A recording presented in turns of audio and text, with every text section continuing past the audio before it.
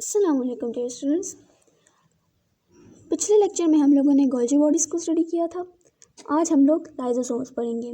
Lysosomes किसे कहते हैं? लाइजोसोम्स का वर्ड दो वर्ड से ड्राइव हुआ है। लाइजो कहते हैं स्प्लिटिंग को, सोम्स कहते हैं बॉडी को, यानी कि लाइजोसोम्स कहते हैं स्प्लिटिंग बॉडी को। लाइजोसोम्स को फर्स्ट टाइम स्टडी किया था डिड्यूव ने 1949 में। ये लाइजोसोम जो है सिंगल मेम्ब्रेन बाउंडेड होते हैं और लाइजोसोम्स बाकी जो ऑर्गेनेलीज हैं उनसे डिफरेंट है। डिफरेंट क्यों है? क्योंकि इसमें डिफरेंट एंजाइम्स पाए जाते हैं जो कि बाकी ऑर्गेनेलीज में नहीं होते। इसमें कौन कौन से? इसमें हाइड्रोलेसिस एंजाइम पाए जाते हैं जो कि हाइड्रोलिटिक एक्टिविटी करते हैं, जो कि ब्रेकडाउन का काम करते हैं। ये ब्रेकडाउन डिफरेंट किस्म की होती है जो आगे हम फंक्शंस में जाके पढ़ेंगे। और ये जो लाइजोसोम्स के एंजाइम्स होते हैं इनको रफ एंडोप्लाज्मिक रेडिकुलम फॉर्म करते हैं। फिर ये एंजाइम्स गोल्जी बॉडीज़ में आकर मॉडिफाई हो जाते हैं और फिर गोल्जी बॉडी से जो एंजाइम्स निकलते हैं उनको हम लोग कहते हैं प्राइमरी लाइजोसोम्स। यानी जो एंजाइम्स गोल्जी बॉडी से मॉडिफाई होकर बाहर आएंगे उनको हम कहेंगे प्राइमरी लाइजोसोम्स। लाइजोसोम्स में तकरीबन 40 डिफरेंट एंजाइम्स पाए जाते हैं। अब लाइजोसोम्स का मेन फंक्शन होता है फैगोसाइटोसिस, यानी किसी चीज़ को इनगल्फ करना और फिर उस चीज़ की ब्रेकडाउन करना।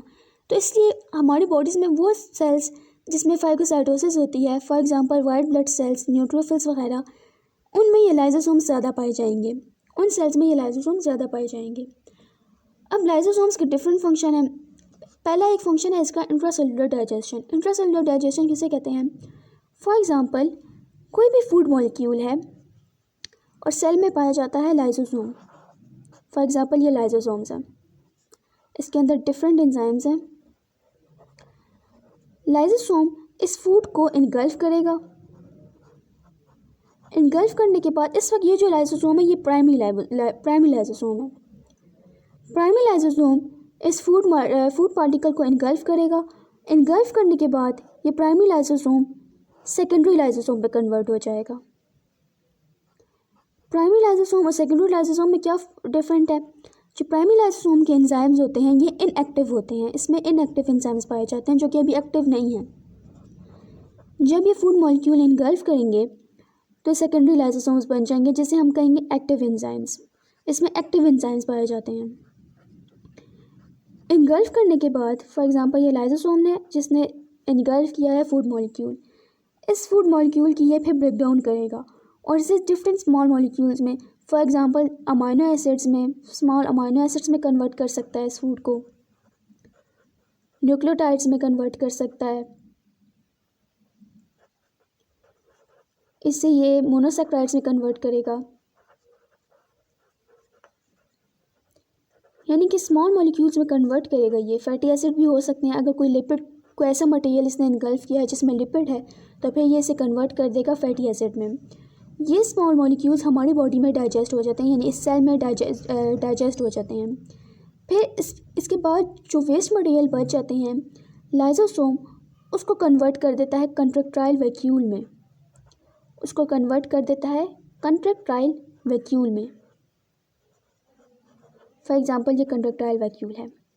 ये कंट्रैक्टाइल वैक्यूल लाइजोसोम इस कंट्रैक्टाइल वैक्यूल को एक्सोसाइटोसिस के जरिए वापस सेल से बाहर निकाल देगा, यानी वेस्ट सेल से बाहर चले जाएंगे और वो मटेरियल जो लाइजोसोम ने डाइजेस्ट करके different amino acid, nucleotides, monosaccharides या फैटी एसिड में कन्वर्ट किए हैं उसे सेल यूज़ कर लेगा और डिफरेंट चीज़ों में मॉडिफाई कर लेगा। ये हो गई इंट्रासेलुलर डाइजेशन। लाइजोसोम फिर एक फंक्शन परफॉर्म करता है ऑटोफैगी का। ऑटोफैगी का मतलब होता है कि किसी सेल ऑर्गेनेली को इनगल्फ कर लेना। अब लाइजोसोम क्यों किसी सेल ऑर्गेनेली को इनगल्फ करेगा?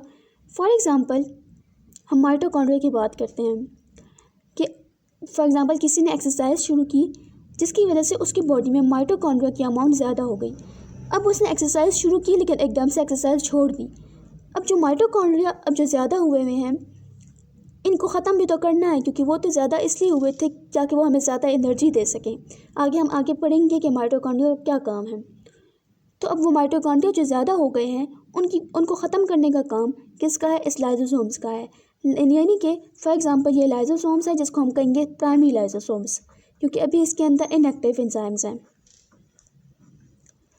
ये प्राइमरी लाइसोसोम्स किसी माइटोकॉन्ड्रिया को इनगल्फ करेंगे।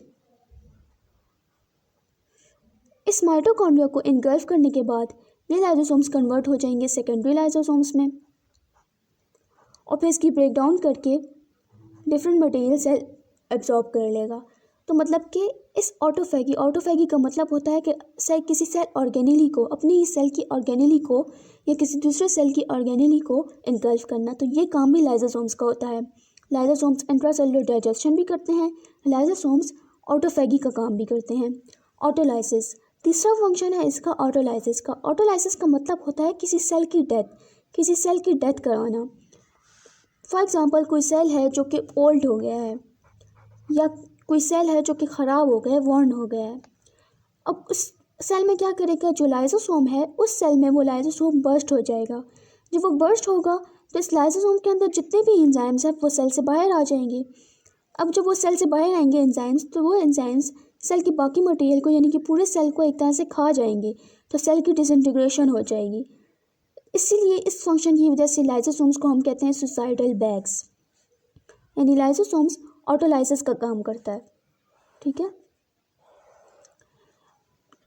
इसलिए लाइसोसोम्स का बॉडी में होना बहुत ज़रूरी है, क्योंकि लाइसोसोम्स में कुछ एंजाइम्स पाए जाते हैं। हमारी बॉडी के फूड ये इनगल्फ करेगा, हमारी बॉडी में जो अनवांटेड ऑर्गेनेलीज हैं, सेल ऑर्गेनेलीज हैं, उसको ये इनगल्फ करेगा। इसके अलावा बैक्टीरिया वगैरह, एंटीजेंस वगैरह को भी लाइसोसोम्स ही इनगल्फ करते हैं। उनको इनगल्फ करने का काम, उनको ख़त्म करने का काम भी लाइसोसोम्स का होता है। ऑटोलाइसिस का काम भी लाइसोसोम्स का है। इसीलिए लाइसोसोम अगर मिसिंग हो, या कोई लाइसोसोम का एंजाइम मिसिंग हो, या इसका कोई एंजाइम ख़राब हो जाए, तो जो लाइसोसोम्स है इसकी वजह से डिफरेंट डिजीज़ होती हैं। तकरीबन 20 से ज़्यादा डिजीज़ हो सकती हैं लाइसोसोम्स की। वो उन डिजीज़ में उनका कॉज क्या होता है, वो यही होता है कि फॉर एग्जांपल लाइसोसोम का कोई एंजाइम मिसिंग है। फॉर एग्जांपल अगर हम लोग इसकी एक डिजीज़ ग्लाइकोजेनेसिस टाइप 2 की बात करें, तो इस डिजीज़ में क्या होता है कि लाइसोसोम में ग्लाइकोजन कहते हैं ग्लूकोज, जब हमारी बॉडी में स्टोर होता है तो वो ग्लाइकोजन में कन्वर्ट हो जाता है। फिर ग्लाइकोजन से ग्लूकोज को कन्वर्ट करने का काम भी लाइसोसोम के एक एंजाइम का है। अब अगर लाइसोसोम में वो एंजाइम मिसिंग है जो कि ग्लाइकोजन को ग्लूकोज में कन्वर्ट करता है, तो हमारी बॉडी में एक डिजीज़ हो जाएगी जिसे हम कहेंगे ग्लाइकोजेनेसिस टाइप 2 डिजीज़। इसके अलावा लाइसोसोम की एक और डिजीज़ है जिसे हम कहते हैं टिस सैक डिजीज़। इस डिजीज़ में क्या होता है कि लिपिड्स की मेटाबॉलिज्म या लिपिड्स को तोड़ने के लिए, लिपिड्स की ब्रेकडाउन के लिए वो जो एंजाइम होता है लाइसोसोम का, वो मिसिंग हो जाता है, जिसकी वजह से लिपिड्स की बहुत ज़्यादा अमाउंट स्टोर हो जाती है ब्रेन में। लिपिड्स ब्रेन में स्टोर हो जाते हैं, जिसकी वजह से एक डिजीज़ होती है, लिपिड्स ब्रेन में स्टोर हो जाते हैं, तो एक डिजीज़ होती है जिसे हम लोग कहते हैं टिस सैक डिजीज़। तो ये डिज़ीज़ भी लाइसोसोम के किसी न किसी एंजाइम के मिसिंग होने की वजह से कॉज होता है। इसके अलावा और भी कुछ 20 डिजीज़ हैं जो कि लाइसोसोम्स के किसी एंजाइम के मिसिंग होने से या किसी एंजाइम्स के माल फंक्शन यानी कि ख़राब हो जाने की वजह से लाइसोसोमल डिजीज़ कॉज होती हैं। ठीक है, थैंक यू।